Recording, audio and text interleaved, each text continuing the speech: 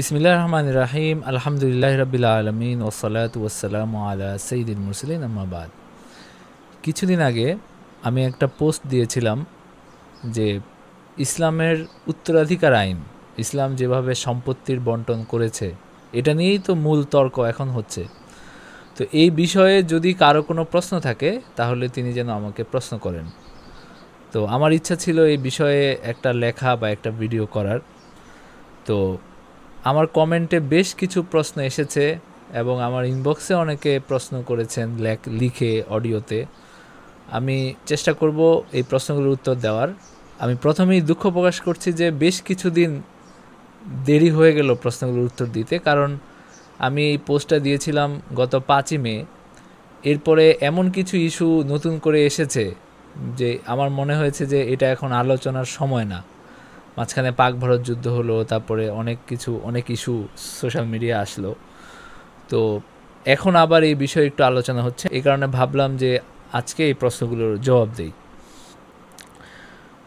প্রথমেই একটা কথা বলি যে ইসলাম সর্বকালীন এবং সার্বজনীন ধর্ম। সর্বকালীন মানে সব যুগে এটা প্রযোজ্য। আরেকটা হলো যে সার্বজনীন, সব ক্ষেত্রে সবার জন্য, সমাজের সব স্তরের জন্য প্রযোজ্য একটা ধর্ম। সুতরাং ইসলামের যে বিধিবিধানগুলো এগুলো এমনভাবেই প্রণীত হয়েছে যেটা সব ক্ষেত্রে, সব যুগে, সব সময়ে, সব অবস্থায় সবার জন্য প্রযোজ্য হতে পারে। তো সেই অনুযায়ী ইসলাম বিধান দিয়েছে কোনো জায়গায় যদি কোনো বিষয়ে নতুন প্রেক্ষাপট আসে তখন আমাদের দায়িত্ব সেই বিষয়গুলো কিভাবে ইসলামের সাথে সামঞ্জস্য রেখে ম্যানেজ করতে হয় সেটা কিন্তু আমাদের দায়িত্ব, মানুষের দায়িত্ব। আল্লাহ তাআলা যে আইন দিয়েছেন তিনি সার্বজনীন এবং সর্বকালীন তিনি আইন করে দিয়েছেন। এবং এগুলো এরকম না যে আজকে 100 বছর চলবে, কালকে আবার আরেকটা হবে। এই জিনিস চলে আসছে সেই 1400 বছর আগে যেভাবে এসেছে আজকেও সেভাবেই আছে। এখানে কোনো পরিবর্ধনের কোনো সুযোগ নাই। এই কারণে আমরা যখন ইসলামী আইন যখন দেখি তখন এই বিষয়গুলোকে আমার মাথায় রাখতে হবে। তো এই কথাটা আমি কেন বললাম, কারণ হলো আমাদের মধ্যে যেই সমস্ত সংশয় এখন আসে, এই সংশয়ের সূত্রটা কি? সূত্রটা হলো, দেখেন, নারীদেরকে কেন কোনো দায়িত্ব দেওয়া হলো না? নারীদেরকে উপার্জনের দায়িত্ব দেওয়া হয় নাই, সংসারে খরচ করার দায়িত্ব দেওয়া হয় নাই, কিন্তু সম্পত্তিতে অধিকার দেওয়া হয়েছে সেটা পুরুষের অর্ধেক। কারণ সে যেহেতু বিয়েতে সে মোহর পাবে পুরুষের কাছ থেকে, এরপরে বিয়ের পরে সে নফকা পাবে পুরুষের কাছ থেকে, তার স্বামীর কাছ থেকে, এবং অবিবাহিত অবস্থায়ও তার নফকা তার হয় বাবার, নয়তো ভাইয়ের, নয়তো চাচার, নয়তো তার চাচাতো ভাইয়ের দায়িত্বে থাকে। তাকে ভরণ পোষণ করার দায়িত্ব তাদের উপরে কিন্তু থাকে। এবং এটার কোনো আবশ্যিক দায়িত্ব নারীকে দেওয়া হয় নাই যে তোমার নিজের উপার্জনটাও তোমাকে করতে হবে। তো এখন দেখেন এটা নিয়ে অনেকের প্রশ্ন যে কেন দেওয়া হলো না, নারী তো পারে, তাই না? এই প্রশ্নটা এখন উঠে যে আমরা তো খুব স্বাভাবিকভাবে পারছি, তাহলে দায়িত্ব দিতে সমস্যাটা কোথায়? তো এখন আপনি দেখেন যে সমস্যা কোথায়। এখন এই প্রেক্ষাপটে বসে, যেই প্রেক্ষাপটে আপনার একটা সুসভ্য রাষ্ট্র আছে, সুসভ্য একটা সমাজ কাঠামো আছে এবং একটা আইন বা একটা শাসন বলবৎ আছে, এই সময়ে আপনার মনে হচ্ছে যে আমি পারি। কিন্তু যদি এগুলো না থাকতো, এই যে স্ট্রাকচার, যে স্ট্রাকচারটা দাঁড়িয়ে আছে, এটা যদি না থাকতো তাহলে কিন্তু আপনার এই জগৎ সংসারের জটিলতার মধ্যে ঢুকে আপনার পয়সা কামাই করে আনা, উপার্জন করে আনা, এটা খুব কঠিন ব্যাপার হতো নারীর জন্য। আপনি একটা যুদ্ধ কবলিত একটা জনপদের অবস্থা দেখেন। যদি এই জনপদে যদি নারীরা তাদের উপার্জনের ব্যবস্থা তাদের করতে হয়, তাহলে তারা কতটা কঠিন সমস্যার মধ্যে পড়বে বা পড়ার সম্ভাবনা আছে। পুরুষ মরে যায়, পুরুষ গেলে হয়তো মারা যায়, কিন্তু নারীর তো নিরাপত্তা হানি ঘটে এবং এটা মৃত্যুর চেয়েও অনেক সময় বড়, তাই না? মানুষের সম্ভ্রম, সম্মান, তার নিজের, তার পরিবারের, এগুলো তো মৃত্যুর চেয়ে বড়। তো এখন নারীকে যদি মানে বাধ্য হইতো যে সে এখানে যেতেই হবে, তার বের হতেই হবে, যেখানে আইন বলবৎ নাই, যেখানে শাসন বলবৎ নাই, যেখানে রাস্তাঘাটে যেখানে নিরাপত্তা নাই, সেই পরিস্থিতিতেও যদি আপনি এটা যখন আপনি বলে দিবেন যে তার উপরে এটা আবশ্যিক দায়িত্ব, তার নিজের জীবিকার ব্যবস্থা করা, তার ফ্যামিলির জীবিকার ব্যবস্থা করা, অর্ধেক করা তার দায়িত্ব, এটা যদি আপনি বলে দেন, তাহলে এই সব পরিস্থিতিতে আপনি কিভাবে একজন নারীকে আপনি বলবেন যে আপনি কামাই করে নিয়ে আসেন? তো এটা খুব স্বাভাবিক কমন সেন্স যে এই সব পরিস্থিতিতে পুরুষই কামাই করার জন্য যাবে, পুরুষই সেখানে আপনার এই সমস্যার সমাধান করার জন্য, ফ্যামিলিকে প্রোটেক্ট করার জন্য যাবে। এটা নারীর ওই শারীরিক ক্যাপাসিটিও নাই। আমি আরেকটা বিষয় বলি, আমাদের সমাজের অর্থনৈতিক অবস্থা তো একরকম না, শিক্ষাগত অবস্থা একরকম না। তো একজন নারী যে ভালোভাবে পড়াশোনা করেছে, যে একটা সম্মানজনক চাকরি করতে পারে, যে তার সম্মান বজায় রেখে কাজ করতে পারে, আমরা বলি অবশ্যই সে কাজ করুক। কিন্তু যাদের ওই শিক্ষাগত অবস্থা নাই, তারা কি করবে? আর আমরা যদি বলি যে হ্যাঁ, তার সবার উপরেই উপার্জন করা আবশ্যক, তাহলে তারা মানে কীভাবে তাদের জীবিকা অর্জন করবে? যেমন আমরা পুরুষরা যারা শিক্ষিত না বা তাদের সম্পদ নাই, তাদেরকে আমরা দেখি যে তারা রিক্সা টানে, তারা হলো ঠেলা গাড়ি টানে, তারা হলো রডের শ্রমিক হয়, তারা হলো রাজমিস্ত্রি হয়, তারা বালু টানে, তারা ওইখানে গিয়ে আপনার সারাদিন রোদের মধ্যে তারা হলো ইট টানাটানি করে। তো আমরা কি এটা চাই বা আমরা কি এটা কামনা করি যে আমাদের নারীরাও এই সমস্ত কাজে যাবে? আর যদি এই সমস্ত কাজে যায়, তাহলে কি তার যে স্বাভাবিক তার যে জীবন, সেটা কি আসলে স্বাভাবিক থাকে? তার শারীরিক কন্ডিশনের সমস্যা হয়, তার সন্তান ধারণের সমস্যা হয়। এবং আসলে তো নারীর শরীর তো এইরকম পরিশ্রমের জন্য তৈরি করা হয় নাই, এটা তো এটার জন্য তৈরি না। তো এখন এটা হলো তার উপর জুলুম হয়ে যায়। শিক্ষিত নারী কত মানে পার্সেন্ট আপনার? ঠিক আছে, আমাদের পুরুষদের মধ্যে আপনি দেখেন যে শিক্ষিত কত পার্সেন্ট, যারা কোনো কায়িক পরিশ্রম ছাড়া জীবিকা উপার্জন করে, এরকম কত শতাংশ মানুষ আছে? এর বাইরেই কিন্তু বেশি যারা কৃষিকাজ করে, যারা শ্রমজীবী মানুষ, যারা কষ্টকর কায়িক পরিশ্রমের কাজ যাদের করতে হয়। এখন আপনি দেখেন যে তাদের জায়গায় নারীকে একটা কল্পনা করে দেখেন যে সে কষ্ট করে মাথায় ধানের বস্তা নিয়ে সে যাচ্ছে, সে এই জিনিসগুলো তো আসলে এটা নারীর জন্য বেদনাদায়ক, এটা গ্রহণযোগ্য না। কিছু ক্ষেত্রে তো এক্সেপশন আছে, কিছু ক্ষেত্রে তো আপনার ভিন্ন চিত্র আছে, কিছু ক্ষেত্রে আপনার নারীরা অনেক ভালো পড়াশোনা করেছে, অনেক উপার্জনের তাদের সুযোগ আছে, তাদের যোগ্যতা অনেক ক্ষেত্রে পুরুষদের চেয়ে বেশি, সেটা তো অস্বীকার করার কিছু নাই। কিন্তু আপনার এটা তো শুধু এই গুটি কয়েক মানুষের জন্য না। ইসলামের যে বিধানগুলো, এগুলো তো কোনো নির্দিষ্ট যুগের একটা নির্দিষ্ট অবস্থার প্রেক্ষিতে তৈরি হওয়া একটা সিনারিওর জন্য, এটা তো সামগ্রিক ক্ষেত্রে। তো সামগ্রিক ক্ষেত্রে যেটা হয়, যেটা যুদ্ধে প্রযোজ্য, যেটা শান্তিতে প্রযোজ্য, যেটা গ্রামে প্রযোজ্য, যেটা শহরে প্রযোজ্য, যেটা পাহাড়ে প্রযোজ্য, যেটা সমতল ভূমিতে প্রযোজ্য, যেটা ওই যে সমুদ্রে একটা দ্বীপে প্রযোজ্য, এই সবখানে যেটা প্রযোজ্য, সেটাই ইসলামের বিধান বাই ডিফল্ট যেটা প্রযোজ্য হয়। তো এখন কোনো ক্ষেত্রে যদি এক্সেপশন থাকে, সেই ক্ষেত্রে তো আমাদেরকে এক্সেপশনাল চিন্তাভাবনা করতে হবে, এটা অন্য জিনিস। আমি এটা বলছি না যে শরিয়ার বিরুদ্ধে গিয়ে কিছু, আমি বলছি যে সেইখানে অনেক অপশন আছে, শরিয়া আপনার অনেক অপশন খোলা রাখছে যে আমরা এটা করতে পারি। তো এখানে যে প্রশ্নগুলো এসেছে আমি একটা একটা করে জবাব দেই। একটা প্রশ্ন এরকম ছিল যে মা বাবা যদি উইল করে যান, তাহলে কি পুরো সম্পত্তি ছেলে বা মেয়ে বা দুইজনকে সমান সমান দিতে পারবেন কিনা? বাবা মা যদি জীবিত অবস্থায় দান করে যান, জীবিত অবস্থায় উপহার হিসাবে দেন, সেই ক্ষেত্রে সব সন্তানের মধ্যে সমান করাটা তার কর্তব্য। মানে এখানে তিনি যদি একটা সন্তানকে অনেক বেশি দিয়ে দেন, আরেকজনকে বঞ্চিত করে, সেটা জুলুম। হাদিসে এটাকে জুলুম বলা হয়েছে। সন্তানদের মধ্যে এই মাত্রায় বৈষম্য করাটা, এটা শরীয়তের দৃষ্টিতে এটা গর্হিত কাজ, এটা নিষিদ্ধ কাজ। সুতরাং জীবিত অবস্থায় যদি কেউ উপহার হিসাবে দিয়ে যান, উপহার হিসাবে যদি দিয়ে যান, সেই ক্ষেত্রে আপনার উনি মেয়েদেরকে অর্ধেক দিতে পারেন, মেয়েদেরকে সমান সমানও দিতে পারেন, সেটা কোনো সমস্যা নাই। কিন্তু উইল যেটা ওসিয়ত, যেটা হলো তার মৃত্যুর পরে প্রযোজ্য হবে, সেই ক্ষেত্রে যে ওসিয়তের ক্ষেত্রে কিন্তু নিয়ম হলো যে ওসিয়ত তার 1/3 সম্পদের ক্ষেত্রে প্রযোজ্য হয়। কাউকে যদি তিনি কিছু দিয়ে যান কোনো ব্যক্তি, সেটা তার ওয়ারিসদের বাইরে, ওয়ারিসদের যে কোনো ওসিয়ত নাই। যারা ওয়ারিস, যেমন তিনি চাইলে তার মেয়ের ঘরের নাতিকে দিয়ে দিতে পারেন ওসিয়তের মাধ্যমে।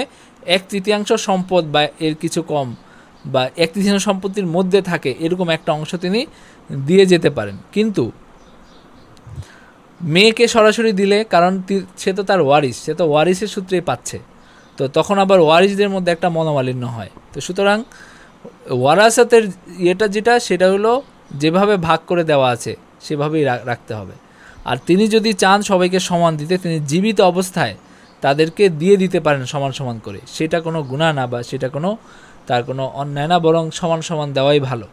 তবে তিনি চাইলে, যেহেতু নির্ধারণে আছে যে অনেকে মৃত্যুর পরে বিবাদ ঠেকানোর জন্য অনেকে ভাগ করে দিতে চান, তো সেই ক্ষেত্রে তিনি যেভাবে শরিয়া আছে অর্ধেক এবং ছেলেদেরকে ডবল, মেয়েদেরকে অর্ধেক, সেটাও তিনি করতে পারেন এবং সেটা করলে কোনো সমস্যা নাই, এবং তিনি চাইলে সমান সমানও দিয়ে দিতে পারেন।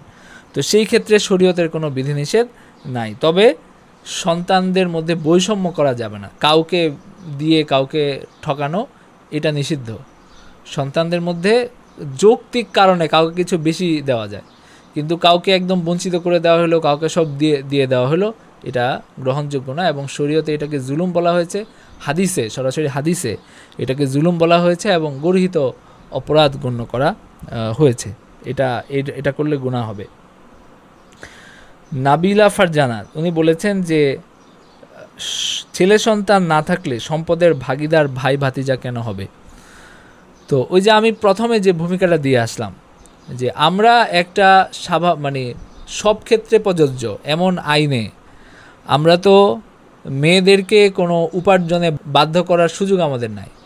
তো সেই ক্ষেত্রে কারো যদি ছেলে না থাকে, তো সে যদি কোনো খারাপ অবস্থায় পড়ে, তার যদি সাহায্যের দরকার হয়, তাকে খাওয়াতে হবে, এমন কাউকে যদি বাধ্য করতে হয়, তাহলে শরিয়া রাষ্ট্র কাকে বাধ্য করবে? সেই ক্ষেত্রে তার ভাই দায়িত্বশীল হবে, অথবা তার ভাতিজা, যদি ভাই না থাকে তাহলে ভাতিজা দায়িত্বশীল হবে। তো শরীয়ত এখানে তাকে দায়িত্ব দিয়েছে এবং তাকে তার সম্পত্তির ভাগও দিয়েছে।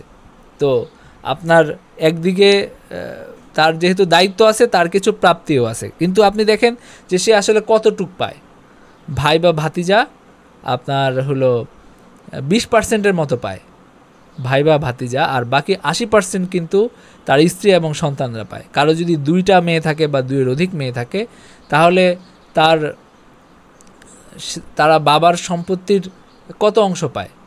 2 মেয়ে মিলে 66% কিছু বেশি পায়, আর মা হলো আরও প্রায় 12% পায়। সব মিলে আপনি হিসাব করলে দেখবেন যে ভাইরা 20-21% মতো একটা অংশ তারা পায়। তো সেটা তার নিজের সন্তানদের তুলনায় অনেক কম, অল্প কিছু অংশই তারা পায়। কেন পায় ওইটা আমি ওই যে বললাম যে তাদেরকে তো কিছু দায়িত্ব দেওয়া হয়েছে। শরীয়ত তো তার মেয়েকে এটা বাধ্য করতে পারে না যে তার বিয়ে হয়ে যাবে, সে স্বামীর বাসায় যাবে। তো এখন সে কোন পরিস্থিতিতে থাকবে? সে কি তার বাবা মায়ের পাশে, সে তার বাবার পাশে থাকতে পারবে কিনা তার খারাপ সময়ে? সে যখন তার যদি এরকম হয় যে সে কোনোভাবেই সার্ভাইভ করতে পারছে না বা নিজের উপার্জন নিজে করতে পারছে না, তখন শরীয়ত কিন্তু এই দায়িত্বটা তার ভাই থাকলে ভাই, ভাতিজা থাকলে ভাতিজা, তাদেরকে দেয়। এবং ওই মেয়েটা, তাদের দায়িত্ব কিন্তু তাদের উপরে, তাদেরকে বিয়ে শাদী দেওয়া, তাদেরকে প্রয়োজন পড়লে দেখাশোনা করা এবং তাদের খরচ দেওয়া, যতদিন বিয়ে না হয় তাদের খরচ, এটা কিন্তু ভাই এবং ভাতিজাদের দায়িত্ব। এবং শরিয়া রাষ্ট্রে এই দায়িত্বটা পালনে তাদেরকে বাধ্য করা হয়। যদি কিছু শর্ত আছে, যেমন আপনার যদি এরকম হয় যে তারা নিজের উপার্জন করতে পারছে না এবং তারা দরিদ্র, তারা নিজেদের প্রয়োজন পূরণ করতে পারছে না, তখন এই ভাই এবং ভাতিজা, তাদের দায়িত্ব তাদেরকে দেখাশোনা করা, তাদেরকে খরচ দেওয়া। এটা কোনো আপনার মুবাহ বা মুস্তাহাব কাজ না, এটা ওয়াজিব, এবং শরিয়া তাদেরকে বাধ্য করে এই কাজটা করতে। তো এখন আপনার কি মনে হচ্ছে যে তাদেরকে 20%-এর বেশি কিছু সম্পত্তি দেওয়া এটা কোনো অন্যায় কাজ? এটা আসলে আপনার সামগ্রিক যে দায়িত্বের এবং সম্পত্তির বিলি বন্টন, সেখানে আপনি দেখবেন যে এইভাবে তারা আসলে এইটুক পাওয়া তাদের ন্যায্য হক আছে। কিন্তু আপনি বলতে পারেন যে এখন তো তারা দায়িত্ব পালন করে না, এখানে তো মেয়েদেরকেই দায়িত্ব পালন করতে হয়। তো এটা একটা ভ্যালিড প্রশ্ন যে এখন তাহলে যদি এরকম হয় যে তারা প্রয়োজন হইলেও দায়িত্ব পালন করলো না, মেয়েকেই দায়িত্ব পালন করতে হইলো, তো সেই ক্ষেত্রে আসলে কি হবে? তো সেই ক্ষেত্রে বাবা যদি দেখে যে মেয়ে তার সংসারের জন্য খাটাখাটনি করছে, তার সংসারের জন্য সে অনেক স্যাক্রিফাইস করছে বা তাকেই উপার্জন করে তার ভরণ পোষণ বহন করতে হচ্ছে, তখন তার বাবার উচিত তাকে কিছু সম্পত্তি লিখে দেওয়া। বাকিটা শরিয়া অনুযায়ী ভাগ হবে, কিন্তু সে যেহেতু বেশি দায়িত্ব পালন করছে তাকে কিছু লিখে দেওয়া। তার 2 মেয়ে থাকলে 2 মেয়েকে তাদেরকে সে একটা অংশ লিখে দিতে পারে। এইটার তো সুযোগ আছে। এবং আরেকটা হলো যে আমরা এটা নিয়েও আলোচনা করতে পারি যে এরকম অবস্থায় যদি বাবা মারা যায় এবং কিছু লিখে দিয়ে না যায়, তো সেই অবস্থায় তার যে দায়িত্ব সে পালন করলো, তার চাচার দায়িত্ব, তার ভাতিজার দায়িত্ব, এইটা মানে তার ভাই এবং ভাতিজার দায়িত্ব যে মেয়েটা পালন করলো, সেটাকে মূল্যায়ন কোনোভাবে করা যায় কিনা, সেটাকে এটাকে একটা ঋণ হিসাবে ধরে তাকে এটার প্রতিদান কোনোভাবে দেওয়া যায় কিনা সেটা নিয়েও আলোচনা করা যায়। কিন্তু এটা তো একটা বিশেষ ক্ষেত্রে। কিন্তু ব্যাপক ক্ষেত্রে আমাদের যেটা করা উচিত সেটা হলো এই শরীয়তের যে ওয়ালায়াত বা যেটা হলো দায়িত্বের যে বিলি বন্টন, এটা যেন মানুষ পালন করে এবং এটা যেন অকেজ হয়ে না থাকে, এই জিনিসটা আমাদেরকে দেখা। আমরা যেহেতু মিরাসের ক্ষেত্রে শরিয়া প্রতিপালন করছি আমাদের আইনে, সেই ক্ষেত্রে ওই ওলায়াতটাও প্রতিপালন করা উচিত। তো আমরা তো এখানে খণ্ডিতভাবে প্রয়োগ হচ্ছে দেখে এটাকে জুলুম মনে হয় অনেক ক্ষেত্রে। আরেকটা প্রশ্ন উনি করেছেন যে নারীরা অনেক দান করেছে, তাদের গয়নাগাটি খুলে দান করেছে স্বামীর অনুমতি ছাড়া।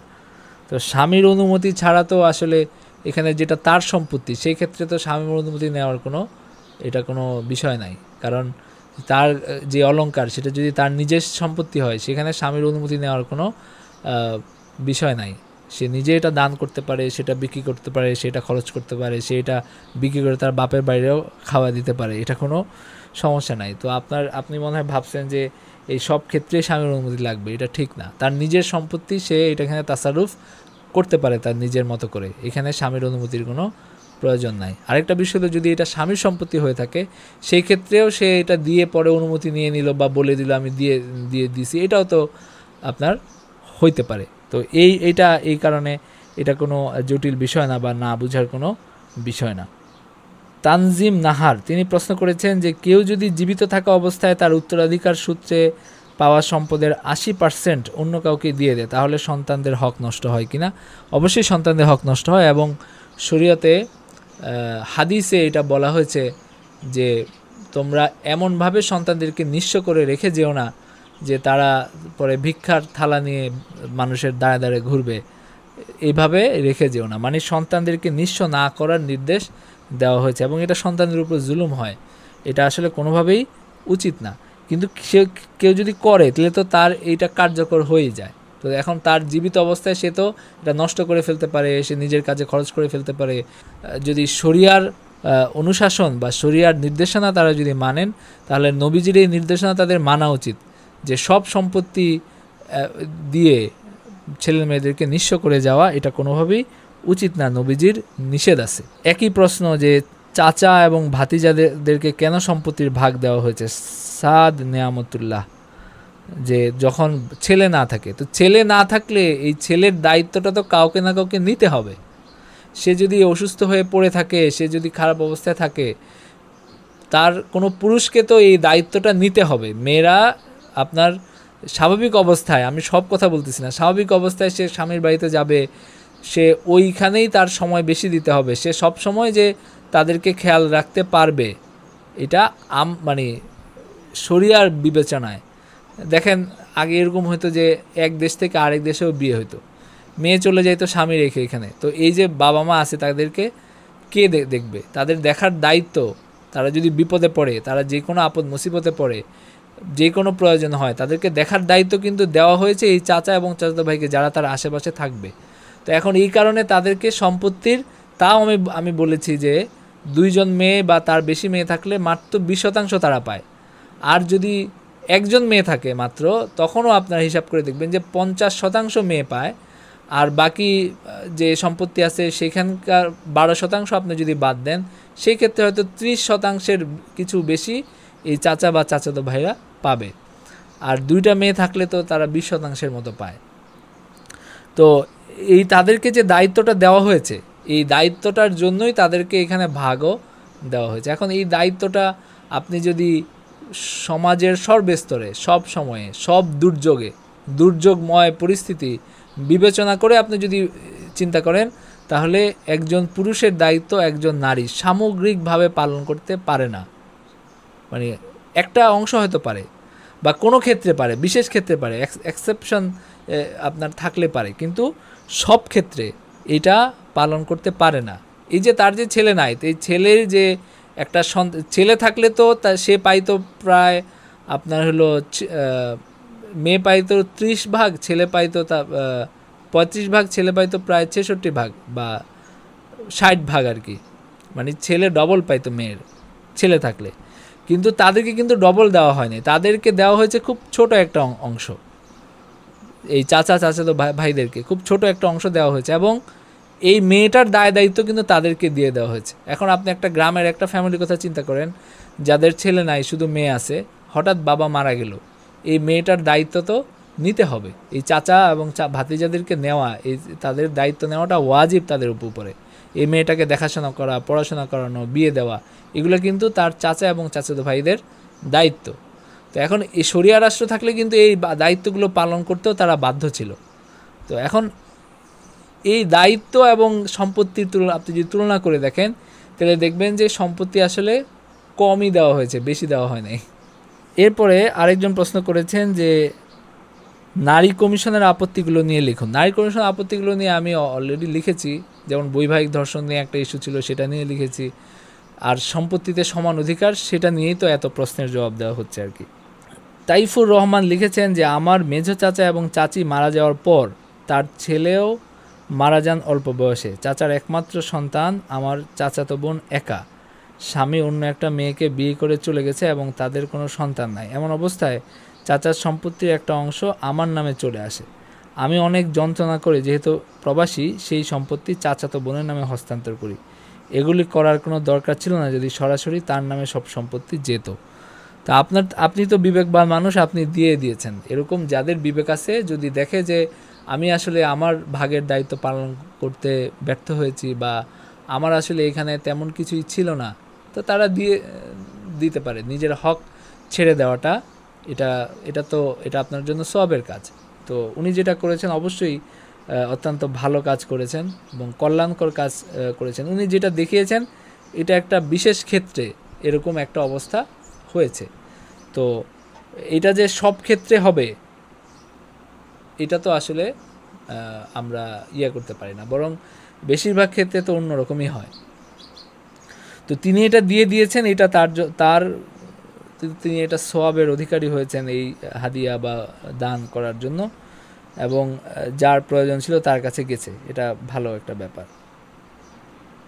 বাংলাদেশের ভূমি অফিস দুর্নীতিযুক্ত, মালিকানা পরিবর্তন এগুলো সহজ করলে নারীরা অধিকার রক্ষা হবে। আর স্কুলে ভূমি সংক্রান্ত পেপার পড়ানো ছেলে মেয়ের জন্য জরুরি। হ্যাঁ, বাংলাদেশে ভূমি অফিস এটা দুর্নীতি মুক্ত হলে এবং মালিকানা পরিবর্তন এগুলো সহজ হলে নারীর অধিকার পাওয়াটা সহজ হতো। এবং এই ক্ষেত্রে অনেক কিছু করার আছে। নারীরা যতটুক ভাগ দেওয়া হয়েছে সেইটুক যেন পায়, এই ব্যবস্থাটার জন্য, এইটুকের জন্য অনেক সংগ্রামের এখনও সুযোগ রয়ে গেছে, বা অনেক সংগ্রামের প্রয়োজন থেকে গেছে, কিন্তু এই বিষয়ে কারো কোনো মনোযোগ নেই। কারণ এই বিষয়ে করলে তো মানে কাজ্যি করা যাবে না, তাদের দরকার কিছু কাজ্যা, এবং এগুলো তারা বাইরে শো করবেন যে আমরা এখানে মৌলবাদের বিরুদ্ধে আমরা সংগ্রাম করছি।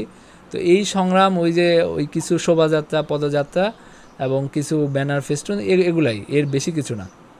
তারাও খুব ভালো করে জানেন যে শেখ হাসিনার 16 বছরে আপনার এক্সট্রিম সেকুলার শাসন বা সেকুলারদের সর্বোচ্চ মাত্রার শক্তি যতটুকু দেখানো সম্ভব সব মানে এখানে প্রদর্শিত হয়েছে শেখ হাসিনার গত 16 বছরে। তখন হয় নাই, তারা ক্ষমতায় ছিলেন। এই যে যারা এইসব দাবি এখন করছেন এই বামরা, তারা ক্ষমতায় ছিলেন কিন্তু তারা কিছু করেন নাই বা করতে পারেন নাই। তো সেই বিষয়ে আপনার হলো এইখানে যেখানে আপনার কিছু পাওয়ার নাই, এখানে শুধু শুধু কনফ্লিক্ট তৈরি করার জন্য এগুলো বলা হয়। যদি সদিচ্ছা থাকতো তাহলে তারা এই শরিয়া যতটুকু দিয়েছে এইটুক যেন পরিপূর্ণভাবে বাস্তবায়িত হয় সেই চেষ্টাটা তারা করতেন এই সমস্ত এনজিওগুলো। কিন্তু সেই রকম কোনো সদিচ্ছা সদুদ্দেশ্য এদের আসলে নাই, এবং যারা এদেরকে ফান্ডিং করে এদেরও নাই। তো সুতরাং আপনারা এই বিষয়টা তো বুঝাই যায়। সাদিয়া শাবনাম হেমা আপনি লিখেছেন যে একজনের শুধু 3 মেয়ে আছে, সম্পত্তি ভাগের সময় তার চাচাতো ভাই বা অন্যরাও পাবে কিন্তু দায়িত্ব পালন করবে না, এটার ব্যবস্থা কি? বাবা জীবিত অবস্থায় যেমন খুশি তেমনভাবে সম্পত্তি ভাগ করে দিতে পারেন।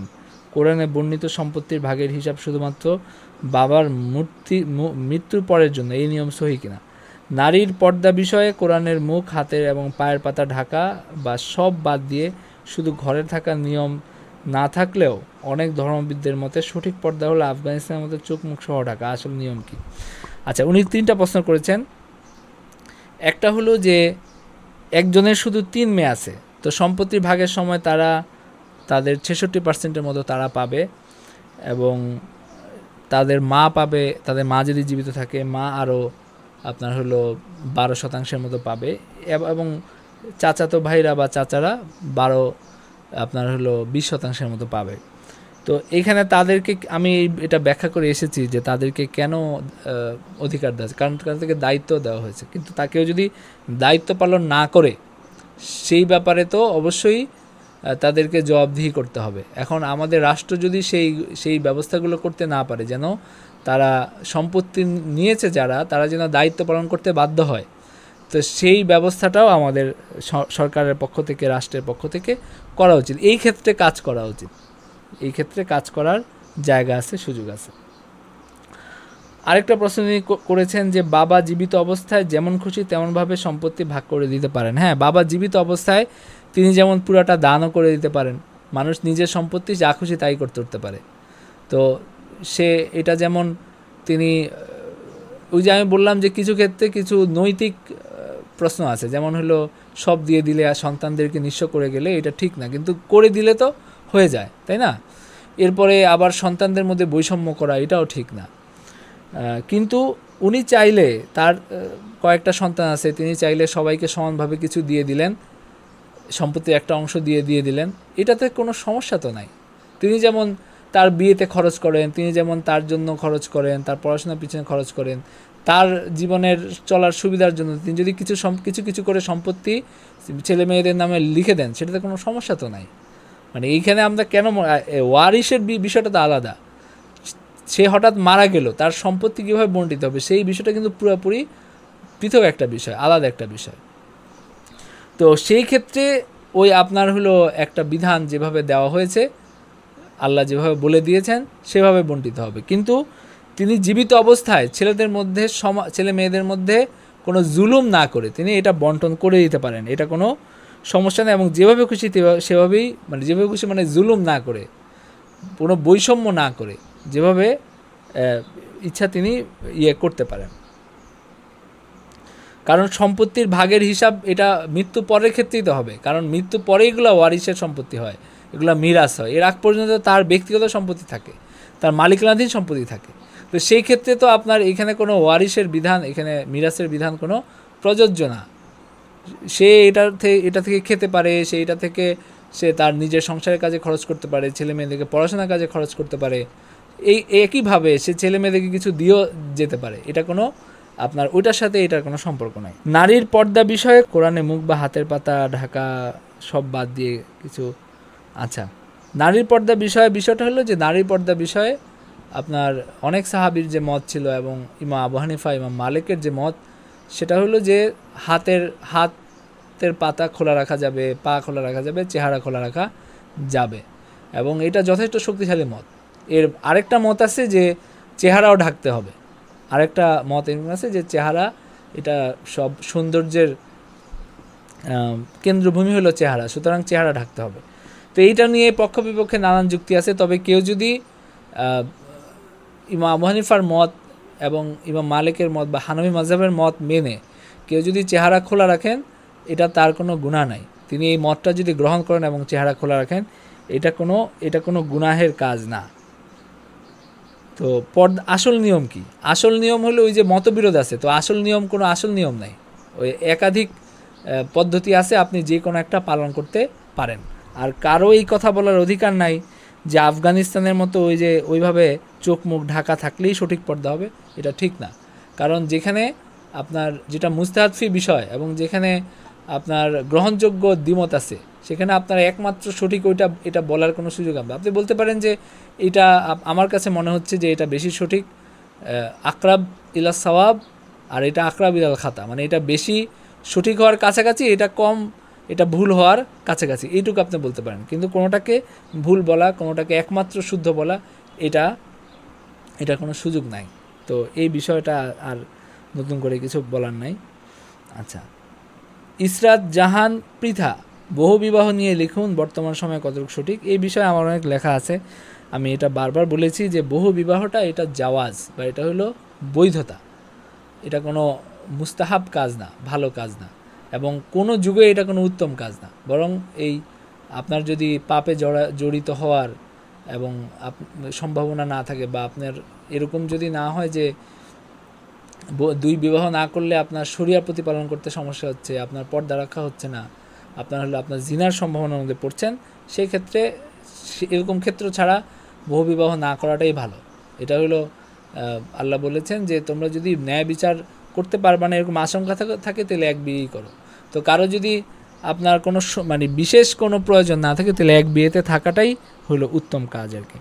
আরেকজন রিমঝিম জাকিয়া তিনি লিখেছেন যে যাদের ছেলে সন্তান নাই তাদের সম্পদ চাচা, এটা এই উত্তর দিয়েছি আর কি। আচ্ছা, এটা আমি বলেছি যে তাদের গুরুত্বপূর্ণ হওয়ার কারণ কি, এই উত্তর অলরেডি দিয়েছি। আচ্ছা, একজন লিখেছেন এমডি ইফতেখার, তিনি বলেছেন যে পুরুষের দায়িত্ব বেশি তাই তার সম্পদের প্রয়োজন বেশি, এরকম বলা হয়ে থাকে। কিন্তু এখন এমন অসংখ্য নারী রয়েছেন যারা সংসারের দায়িত্ব পালন করছেন, অনেকে বাধ্য হয়ে দায়িত্ব নিয়েছেন, সেক্ষেত্রে ইসলামের ভূমিকা কী হবে? সেই ক্ষেত্রে ওই যে তিনি যে সংসারের জন্য দায়িত্ব পালন করছেন, বাবা মার উচিত তাদের জন্য কিছু সম্পত্তি লিখে দিয়ে যাওয়া। তিনি যে সাধ্যের তার দায়িত্বের অতিরিক্ত তিনি যে পালন করছেন সেটাকে মূল্যায়ন করাটা বাবা মায়ের উচিত।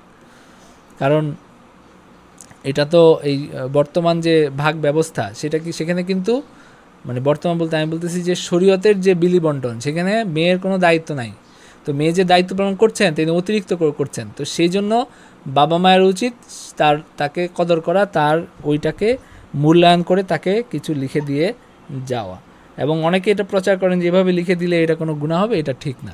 মুস্তফা শাহরিয়ার রাজীব উনি বলেছেন যে ইসলামে নারীদের যে সম্পত্তি অধিকার দিয়েছে আমরা পুরুষরা তা মানতে চাই না, গ্রামে 90% নারী সম্পত্তির ন্যায্য পান। এটাই তো বাস্তব যে আমাদের যতটুকু ইসলাম দিয়েছে সেইটুক পালিত হয় না।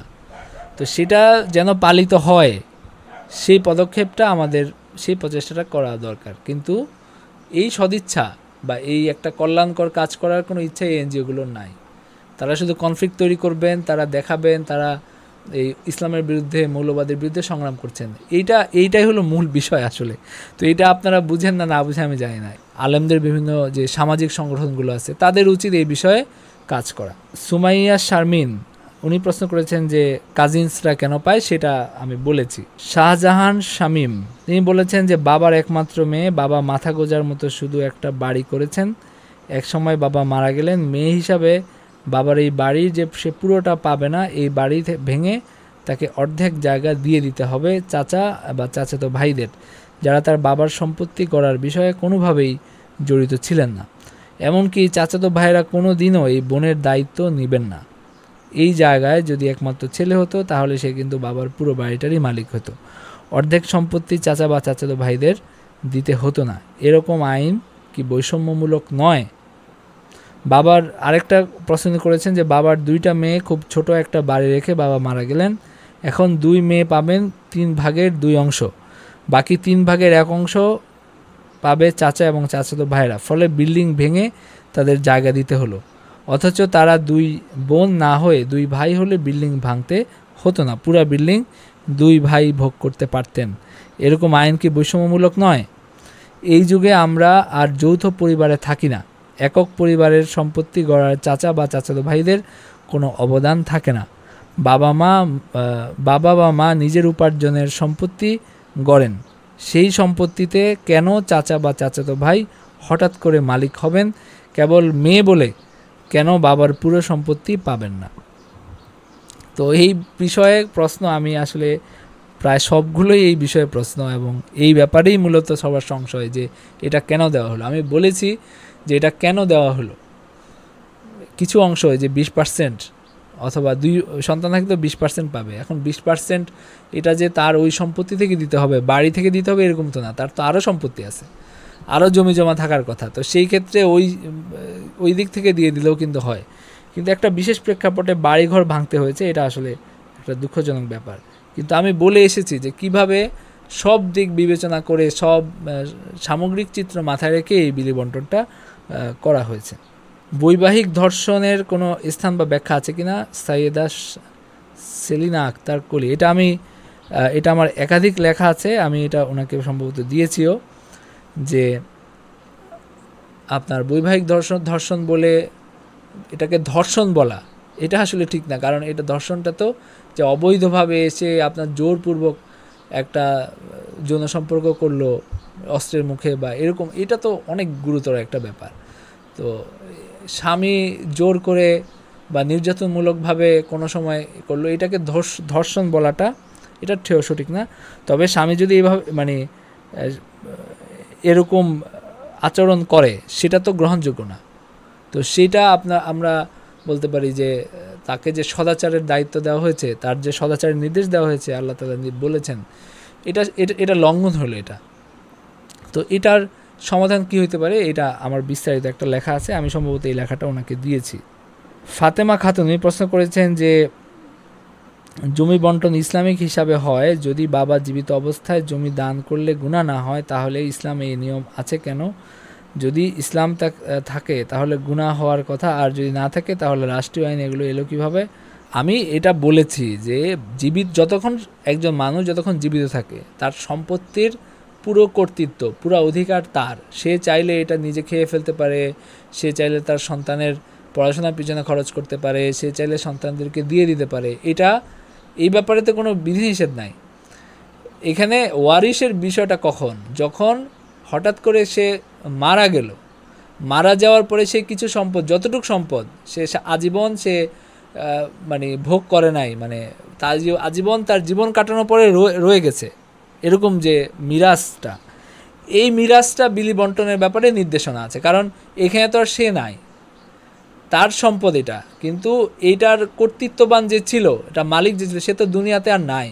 তো এখন এই সম্পত্তি নিয়েই তো দ্বন্দ্ব হয়। তো ইসলাম এটাকে ভাগ করে দিয়েছে, এটা নিয়ে কোনো দ্বন্দ্ব যেন না হয়, কারণ এই সম্পত্তি একটা বিশাল কেওয়াজের একটা ব্যাপার।